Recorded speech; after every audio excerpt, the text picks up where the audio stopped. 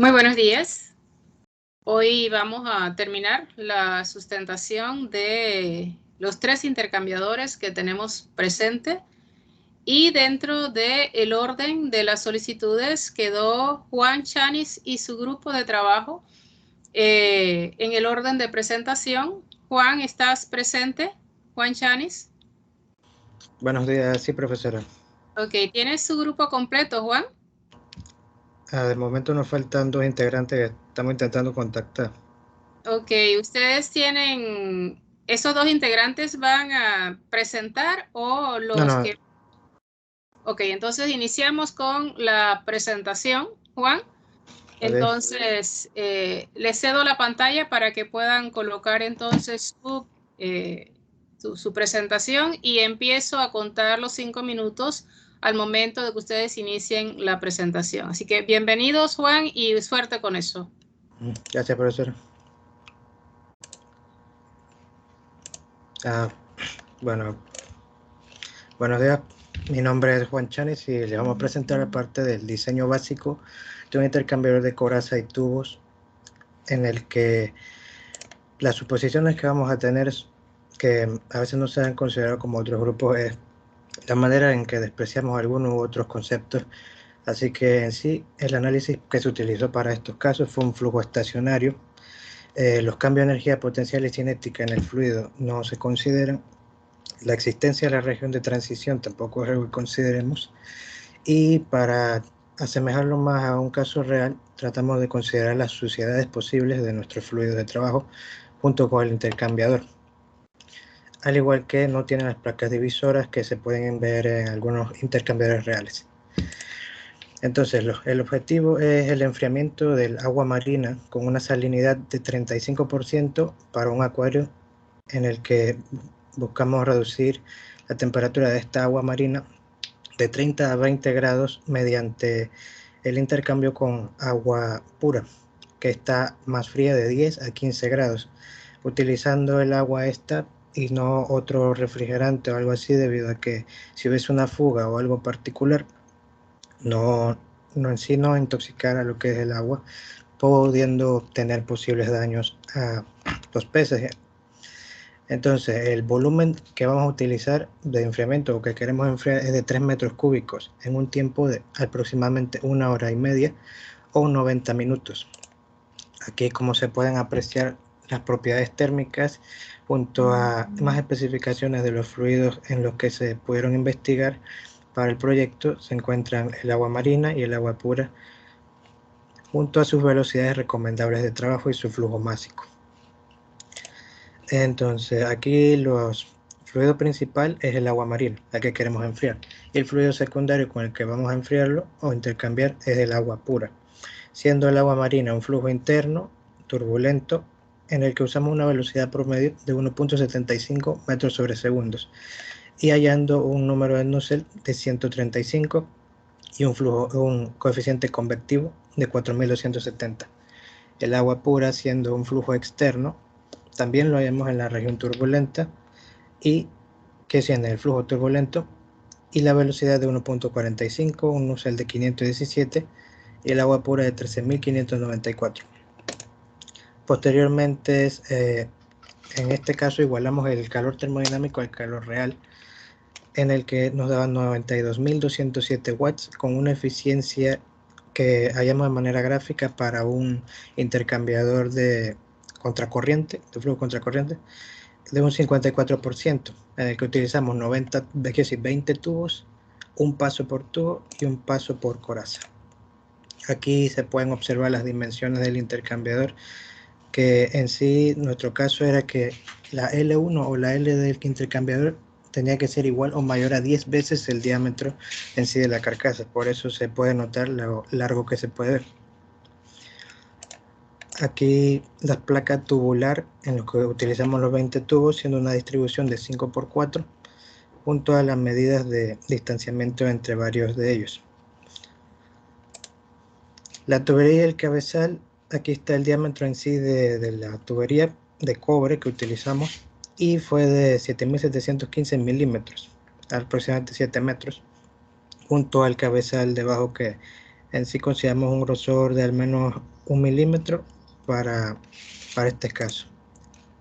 Y aquí la representación 3D del intercambiador, el cabezal, la placa y el tubo de cobre de 3/4 de pulgada o 19 milímetros en sistema internacional que utilizamos.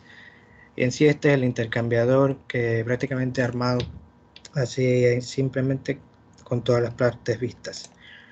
Una de las recomendaciones que vamos a ver para esto es que el funcionamiento óptimo es de no superar posiblemente las temperaturas o velocidades y presiones de diseño, ya que por aumento de velocidad de cosas así pueden causar deterioro por abrasión o otros temas en parte más de diseño mecánico a los que debe tomar cuidado y mantener un continuo mantenimiento con limpieza para evitar el bloqueo en sí de las partes. Eso sería todo. Muchas gracias.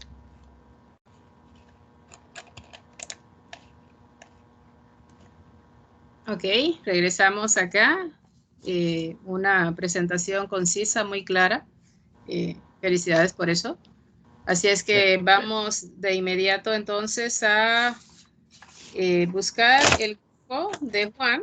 Entonces, vamos a ver quiénes están presentes en el grupo de Juan. Entonces, Juan Chanis, ¿estás? Sí. Juan Ortega. Presente. Raúl Ureña. Hernán Samaniego. Buen día, presente. Pablo Sumán.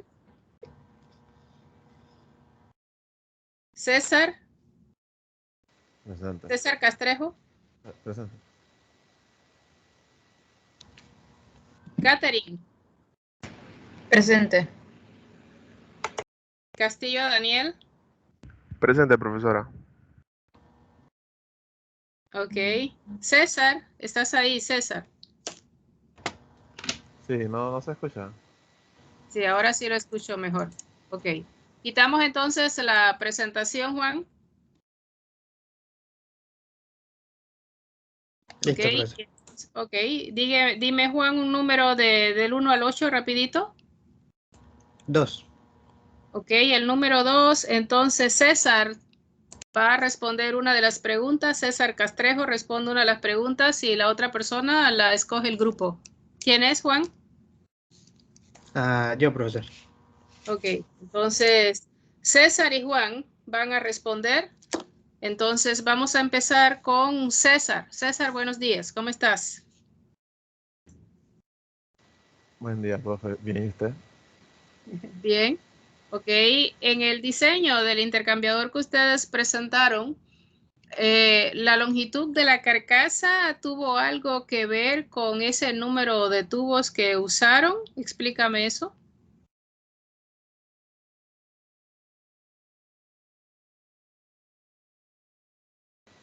Sí, porque nosotros necesitábamos una longitud X para poder hacer esa transferencia de calor. Pues entonces, como nosotros tuvimos una longitud X, nosotros dividimos eso entre nuestra L1, que nuestra L1 en nuestro caso estaba delimitada a 10D. Entonces eso nos daba un número que debería ser nuestra cantidad de tubos. Ok, o sea que si varías esa L1, te varía el número de tubos, entonces. Entiendo por lo que me has contestado. Correcto. Ok. Despedimos entonces a César y damos bienvenida entonces a Juan. Juan, buenos días, ¿cómo estás, Juan? Buenos días, profesora. Bien, también usted. Ok. Entonces, ustedes dentro del diseño encontraron una A sub I. Esa A sub I tiene su significado. Entonces, en el diseño tú tienes tubos de sección circular, la carcasa también tiene sección circular. Entonces, la pregunta es la siguiente. Si tú cambias ese A sub I que te dio y la aumentas, yo voy a mencionarte 3 parámetros que pueden variar. Tú me dices cuál de ellos puede variar y por qué. Los parámetros son coeficiente convectivo del fluido exterior, coeficiente convectivo del fluido interior y velocidad del flujo interior. ¿Cuál sería la respuesta? La pregunta es respecto a qué área de esas tres variara la A sub I. No, yo varío la A sub I, yo aumento tu A sub I. Okay. Como aumenté el A sub I es un caso ficticio. Si tú hubieses aumentado el A sub I, ¿cuál de los tres parámetros que yo mencioné se alterarían? Mencioné tres, repito. Coeficiente convectivo exterior, coeficiente convectivo interior y velocidad interior del fluido. El coeficiente convectivo exterior. ¿Por qué? Porque afecta más que todo el fluido que se encuentra con la carcasa. El flujo interior de los tubos, por ejemplo, se mantiene más constante, por ejemplo, si fuera un flujo no cruzado. Entonces, al estar en contacto más que todo con el diámetro exterior y en sí el diámetro interior de la misma carcasa, ese sería el que más se vería afectado por esa variación de tamaño. Ok, Juan, y si tú haces ese A sub I, ¿qué le pasa a la velocidad de ese fluido exterior? Bueno, puedo repetir que se me cortó un poco la llamada. Sí, si aumenta el A sub I, porque lo estamos cambiando, ¿no? Estamos aumentando el A sub I. ¿Qué le pasa a la velocidad de ese fluido exterior? ¿Se mantiene, aumenta, disminuye? Pienso que debería en sí disminuir por tener que recorrer un poco más de área a comparación del anterior, que era una área determinada para esa velocidad en específico. ¿Y qué pasaría con el coeficiente convectivo exterior que me acabas de decir que es el que se modifica de los tres que te mencioné? ¿Se mantiene constante, aumenta o disminuye? Si disminuye la velocidad, entonces deberían también disminuir el coeficiente convectivo. Ok. Gracias, Juan. Termina entonces el grupo que tenía pendiente entonces. Le damos las gracias por la participación y tenemos dos grupos, el grupo de Alejandro y el grupo de Eric Reyes. ¿Cuál de los dos continúan? Si están voluntarios, si no, lo escojo yo rápidamente. Nadie dice nada, entonces vamos con el grupo de Alejandro. Alejandro, ¿estás? Buenos días. Sí. Ok, Alejandro, entonces no sé si están completos, pero ustedes arrancan con lo que están. Entonces, les cedo la pantalla para que escuchemos la presentación de su intercambiador de calor. Bienvenidos.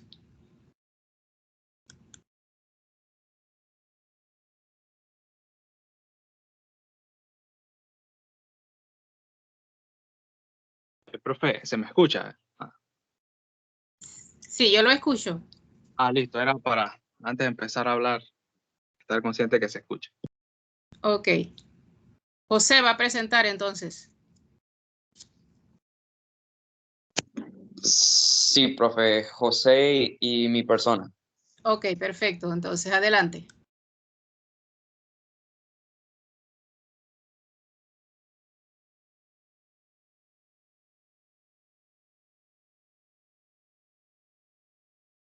No estoy escuchando.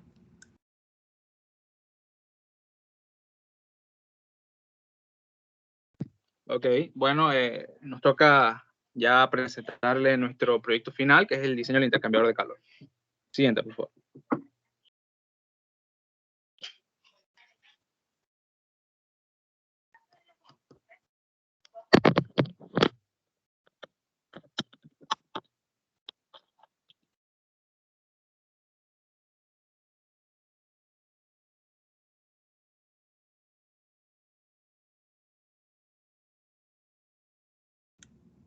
Yo no estoy Espérese, escuchando. profe, que el compañero Alejandro no se escucha. Espérese.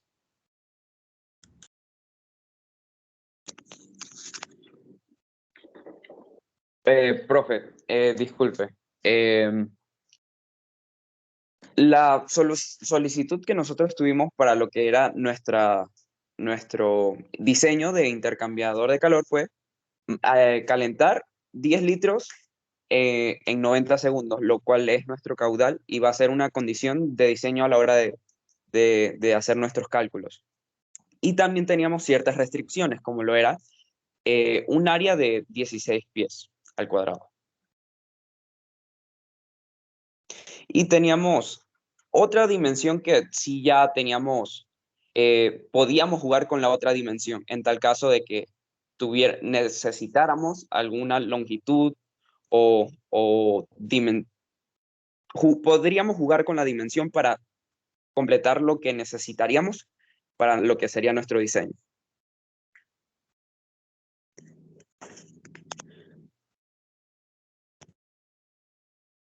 Aquí realizamos ya lo que sería el plano, ¿verdad? En 3D con las medidas de los diámetros y las longitudes requeridas para poder cumplir la necesidad del cliente. Siguiente.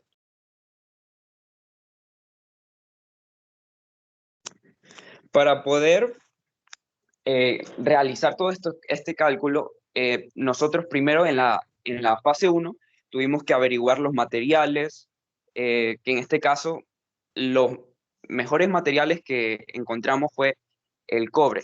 Y dentro de los diámetros comerciales del cobre se encuentra la tabla que se presenta. Que los que venden en Panamá, uno bastante común era el de 3/8. Entonces, para lo que era un rango de velocidades recomendadas, que era de entre 1.2 a 3, si no me equivoco, decidimos seleccionar lo que era el diámetro nominal de 3/8, que nos dio una velocidad dentro de ese rango que se nos recomendó, que fue una velocidad de 1.3.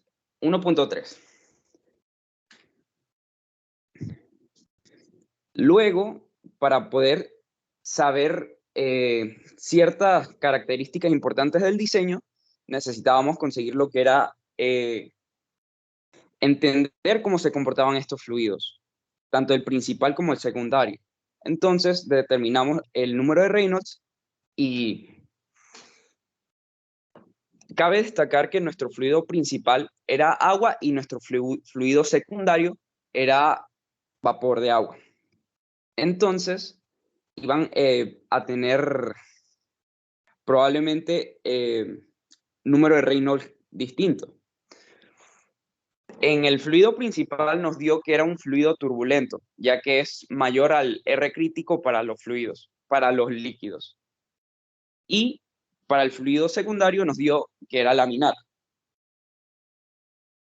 Debido a que nuestro fluido principal, que en este caso es un fluido interno, era turbulento, necesitábamos utilizar una ecuación en específico para lo que era determinar la región de entrada, que es la que se presenta con la X asterisco. Y nos dio una longitud de entrada de 0.16 metros. Ya luego, para conseguir el número de Nusselt, nosotros inicialmente decidimos asumir que gran parte de la longitud iba a ser la longitud desarrollada, la región desarrollada, que más tarde se va a comprobar si fue bien asumido eso. Entonces utilizamos la ecuación de Ditus para calcular el número de Nusselt, que nos dio un número de 116.81. Y para el fluido secundario,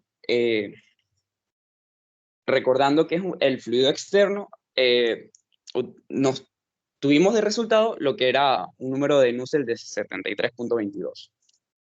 Calculamos el DMLT, que en nuestro caso era un fluido en paralelo, una configuración en paralelo, y nos dio que era de 88.22. Entonces, a la hora de calcular el coeficiente convectivo del fluido principal, nos dio que era de 7109. Y el del fluido secundario de 155.9. Ya para poder determinar la longitud, lo que teníamos que hacer era igualar, era calcular el Q termodinámico y el Q real.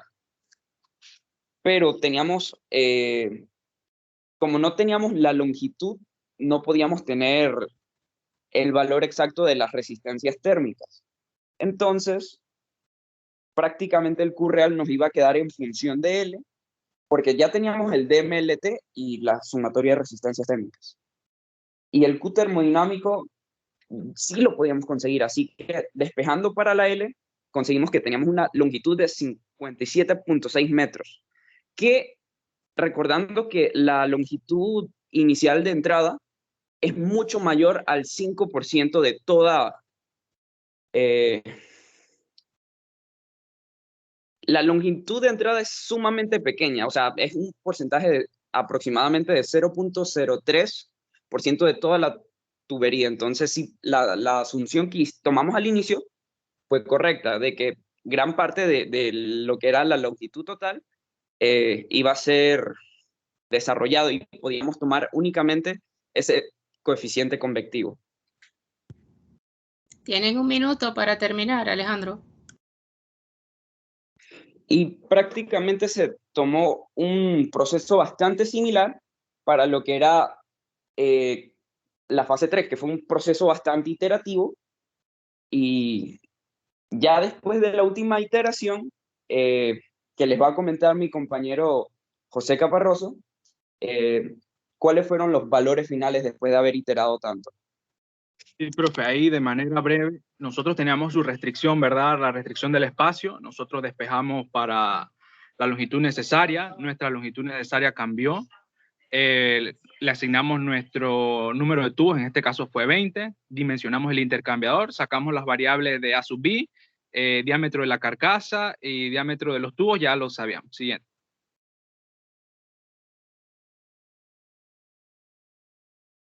Ok, entre las conclusiones y recomendaciones, principalmente nuestra recomendación es hacer una inversión inicial para luego no sufrir costos mayores en mantenimiento, y concluimos que al diseñar el intercambiador de calor existen muchas maneras diferentes de brindar la solución al problema, adaptándose a las condiciones que nos exigen como espacio, como asignando material diferente, trabajando con la longitud de la tubería, cambiando el coeficiente convectivo de los fluidos y entre otras formas. Y bueno, profe, gracias, sería todo. Ok, gracias al grupo por la presentación. Entonces vamos a corroborar aquí. Entonces tenemos que Alejandro está presente, tenemos que José está presente.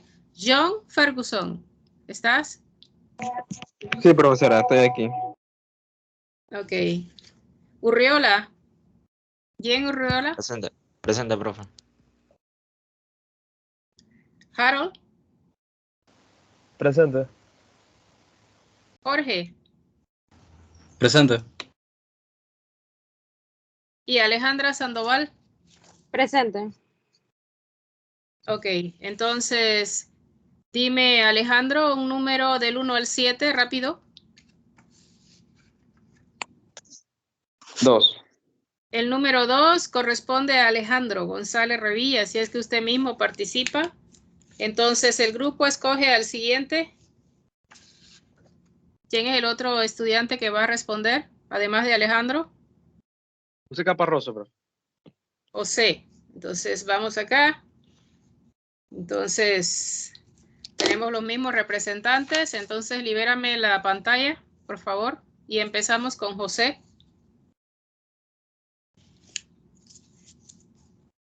Ok. Entonces,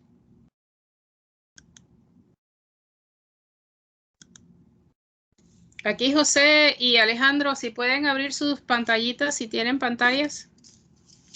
¿Puedes abrir la pantalla, ambos?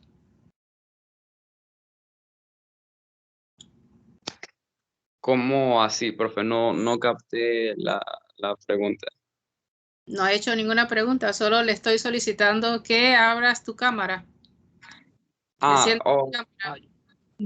profe. Pues enciendan la cámara para verlos. Sí. Aquí, ya. Ok, entonces, José. Ajá. Ok, entonces empezamos contigo, José. Bienvenidos a ambos. José, en este caso, vamos a ver cuál es la pregunta para ti. Ok, nosotros para el cálculo de el Reynolds del fluido exterior, ¿necesitamos conocer el flujo másico de ese fluido? Sí, no, ¿y por qué? El Reynolds del fluido exterior, ¿verdad? Sí, así es. Ustedes analizaron el fluido exterior, Ajá. encontraron Reynolds y todo aquello. La pregunta es si Profe, creo que, necesitabas conocer el flujo másico. ok, en nuestro planteamiento, creo que no era necesario, porque ya conocíamos los valores, ¿verdad? Medio del fluido exterior, conocíamos la velocidad recomendada, el área, la velocidad, la viscosidad, la densidad y el diámetro. Así que no era necesario conocer el flujo másico. Ok, no era necesario. ¿Y ese diámetro que mencionas cuál es? ¿El diámetro interior, el diámetro exterior de los tubos o el diámetro de la carcasa? No, el diámetro exterior de los tubos. Ok, el diámetro exterior de los tubos. Ok, correcta la respuesta, José. Despedimos a José, recibimos a Alejandro. Ok, Alejandro. Entonces, mira, la pregunta para ti es simple. Tu proyecto, el proyecto de ustedes es el diseño de un intercambiador de calor. Me gustaría que en un periodo de tiempo de 1 a 2 minutos pudieras describirme qué es para ti diseñar un intercambiador de calor. Bueno, el proceso de diseño, más que nada, es un proceso iterativo, porque uno normalmente no sabe lo que se espera hasta estar con los cálculos. Y la verdad es que es un proceso bastante bonito y es muy, al inicio, es recomendable hacer bastantes aproximaciones, que es lo que te sirve ahorrar. Es más o menos como lo que hicimos en la segunda fase, que fue una primera aproximación donde no teníamos el número de tubos y eso es simplificar el problema. Y ya luego en la tercera fase, ya con datos de esa primera iteración que hicimos aproximaciones que nos permitían reducir el problema, ya nos permitía trabajar mucho mejor. Y en resumen, diría que sería eso, un proceso iterativo que lleno de aproximaciones. Ok, y si un estudiante te preguntara que va a estudiar primera vez un curso de transferencia de calor, pero te dice, dame un consejo de qué tengo que buscar para poder hacer un buen diseño, ¿qué le dirías? ¿Qué tendría él que hacer para hacer un buen diseño? Bueno, es tener las propiedades de los fluidos con los que va a trabajar. Tener claro en qué régimen van a estar trabajando sus fluidos. Y, por ejemplo, si va a estar únicamente en un estado. O sea, hay mucha información. Necesita tener los datos claros. Y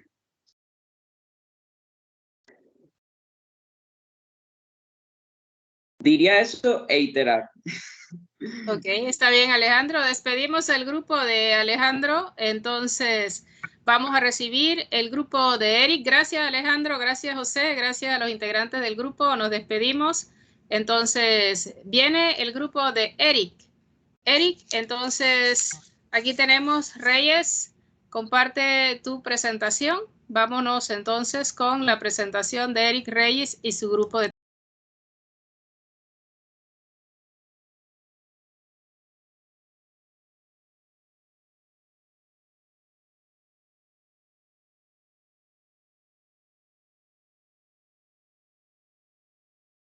Profe, se le fue el Buenos audio. días.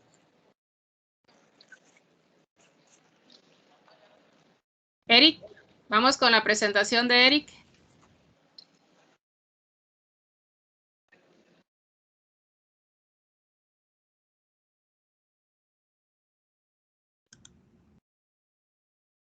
Ok, está el grupo de Eric. Eric Reyes. Sí, profe, Sí, ya va. yo voy a presentar junto con mi compañero Eric. Ok, Alan y Eric, entonces son los presentadores. Adelante. Estoy esperando que se proyecte en la pantalla. Ok.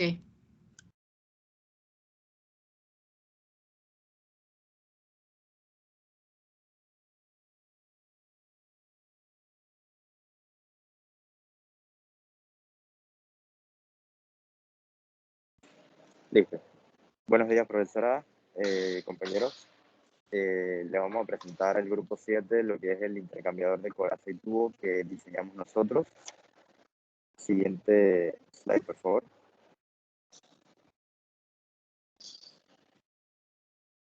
Listo. El caso de estudio, tenemos que a petición del cliente se desea enfriar 100 litros de agua mediante un refrigerante, en este caso escogido R134A, en un rango de tiempo de 30 minutos. Con las limitantes de que tenemos un L1 mayor o igual a 10 veces el tamaño de L2 y con un L3 libre.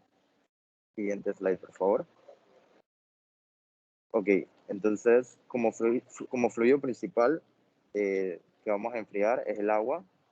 La temperatura inicial va a ser de 150 grados Celsius y se va a enfriar a 80 grados Celsius. El fluido secundario, que va a ser el refrigerante, va a pasar a calentarse de una temperatura de 0 grados Celsius a 69 grados Celsius.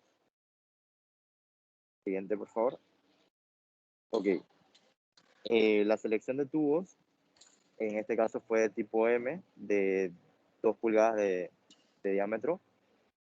Aparte de eso, mediante la media logarítmica nos dio que para un DMLT, nuestro diseño de intercambiador de calor, era óptimo hacerlo con un flujo en contracorriente en vez de paralelo. Siguiente slide, por favor. Entonces, el tipo de intercambiador que se utilizó, como mencioné, fue de flujo en contracorriente. Este nos permite generar grandes áreas de intercambio en espacios bien reducidos. Por lo tanto, tendremos un intercambiador bastante pequeño. Listo.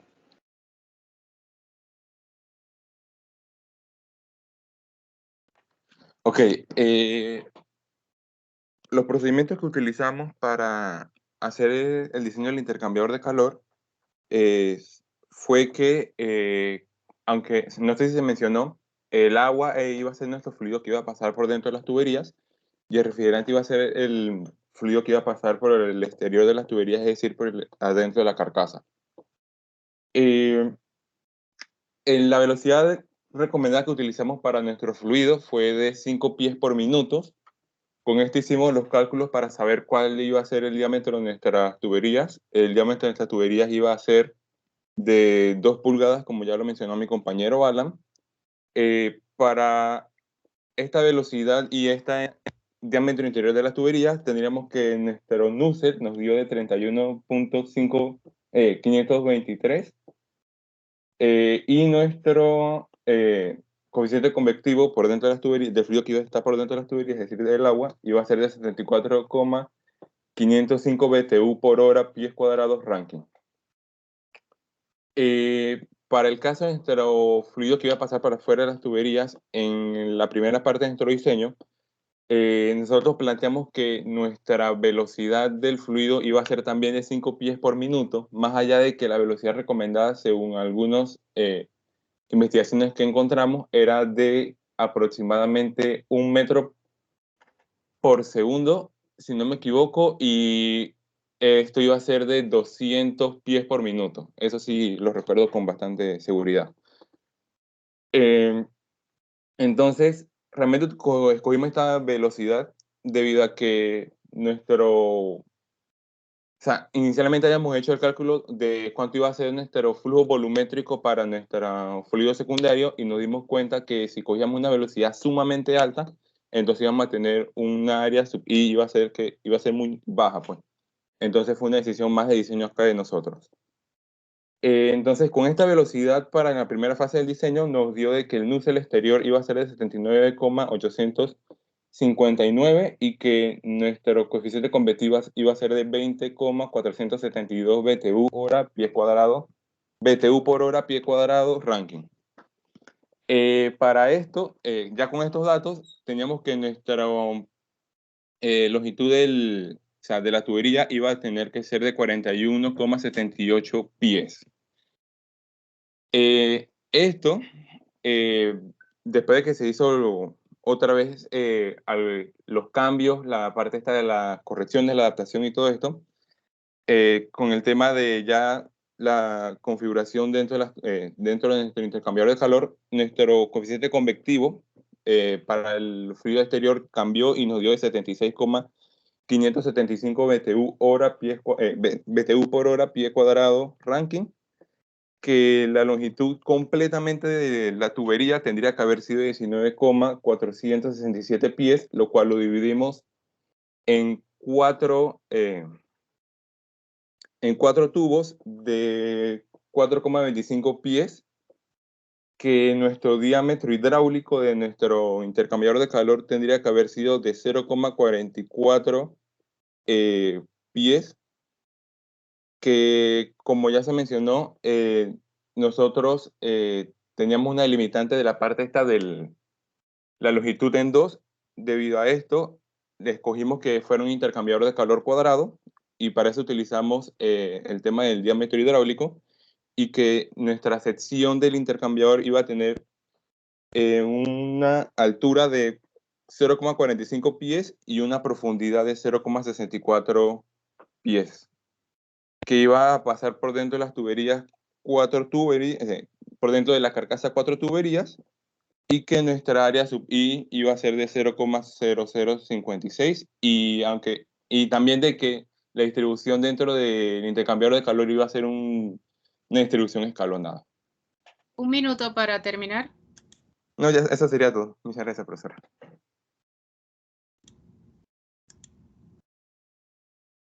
Bien, entonces, gracias por la presentación a ambos. Necesito nada más estar clara, Eric. Me hablaron de una velocidad recomendada de 200 pies por minuto, pero usaron, según la información que escuché, 5 pies por minuto. ¿Esa información es correcta? Sí, es que si usábamos 200 pies por minuto, íbamos a tener un área sub I, que consideramos que iba a ser sumamente pequeña, porque normalmente este tipo de fluidos, que es el refrigerante, pasa por lo que vienen siendo las tuberías estas del aire acondicionado, más no encontramos, digamos, una investigación que nos hablara para el caso donde la velocidad estuviera pasando, digamos, por carcasas y aires que fueran mucho más grandes, pues. Entonces, Okay. por eso fue que tomamos esta decisión realmente. Ok, entonces, perfecto. Aquí está Eric presente, está Alan López presente. Gustavo, ¿estás? Gustavo.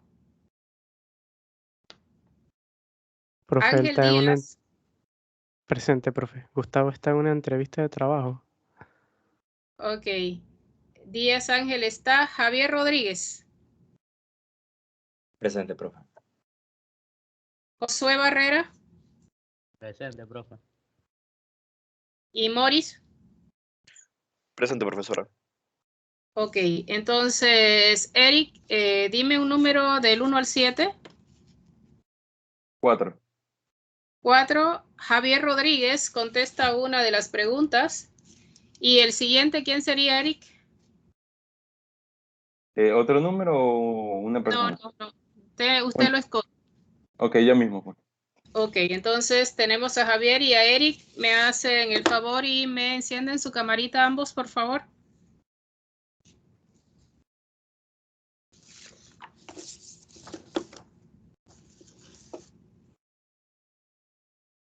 ¿Cómo estás, Eric? Ok, Javier, ¿cómo estás? Vamos a Bien, empezar con Javier. ¿Te funciona la cámara de la laptop?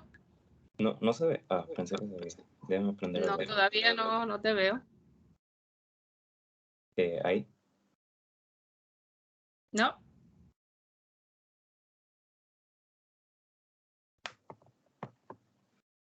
Solo tenemos a Eric aquí en primera plana, Eric. Ahora sí. Ahora sí. Ok. Bien, Javier, empezamos contigo, Javier. Buenos días. Entonces, la pregunta para ti, Javier, es que, ok, a pesar de que ustedes usaron pues secciones rectangulares y todo aquello, nosotros trabajamos con una A sub I que ustedes en este caso pues ya dijeron la decisión que tomaron. Entonces, esa A sub I, si yo la pudiera representar de alguna manera como el área con el diámetro hidráulico de pi r cuadrado, por ejemplo, entonces yo usaría el diámetro exterior del tubo o el diámetro interior del tubo o el diámetro de la carcasa o ninguno. Ese diámetro que está relacionado con esa A sub I que encontraste, ¿qué representa? No sé si está clara la pregunta. Más o menos un poco. El A sub I. O sea, ¿podría decirle vuelta? Sí, si hablas de que A sub I es un área transversal a la circulación de un fluido, siempre te lo van a describir como pi r cuadrado o pi diámetro cuadrado entre 4, ¿ok? Esa A sub I que ustedes más o menos manipularon, que está bien la decisión. Entonces, ese r cuadrado, ¿qué va a representar? Es el diámetro interior de tu tubo, el diámetro exterior de tu tubo, el diámetro interior de la carcasa, ninguno de ellos, ¿qué representa? El diámetro hidráulico de la carcasa, que es el interior de la carcasa. O sea, la A sub I es la resta de las áreas de los tubos por los números de los tubos, y al ser cuadrado usaría el diámetro hidráulico. Ok, entonces esa A sub I tiene un diámetro que no es ninguno de los que mencioné. Estás hablando de que es el diámetro interior de la carcasa. ¿Qué más? O sea, menos el área de los tubos, el área menos los números de los tubos.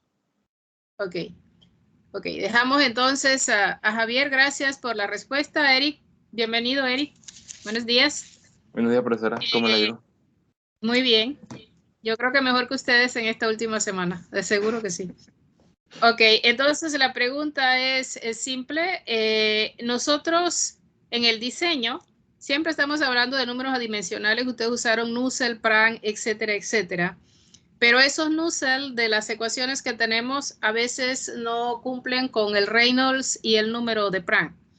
Entonces, la pregunta para ti, Eric, es si el Nusselt que tú necesitas no tiene o no cumple con esas restricciones de Reynolds y Prang, ¿qué haces? ¿Cuál es la decisión que tomarías como ingeniero electromecánico? Si el Nusselt... O sea, cada número de Nusselt tiene sus restricciones de Reynolds y Prang, pero resulta que el Nusselt que tú necesitas utilizar no cumple con eso. ¿Qué haces entonces? ¿Qué decisión tomas? Bestia.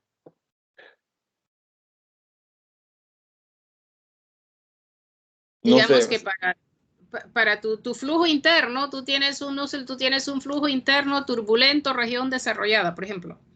Y vas a buscar, en este caso, tu Nusselt. Tienes la ecuación, pero esa ecuación que tienes, el Reynolds y el Prang está fuera del rango que esa ecuación establece. ¿Qué decisión tomas?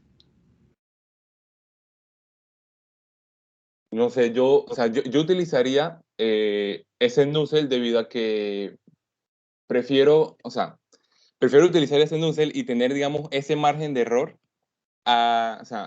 a no utilizar, o sea, a no sacarlo y entonces dejar el proyecto, digamos que detenido debido a que no tengo la suficiente información como para hacer hacer una medición como correcta o tener un flujo convectivo correcto, por así decir.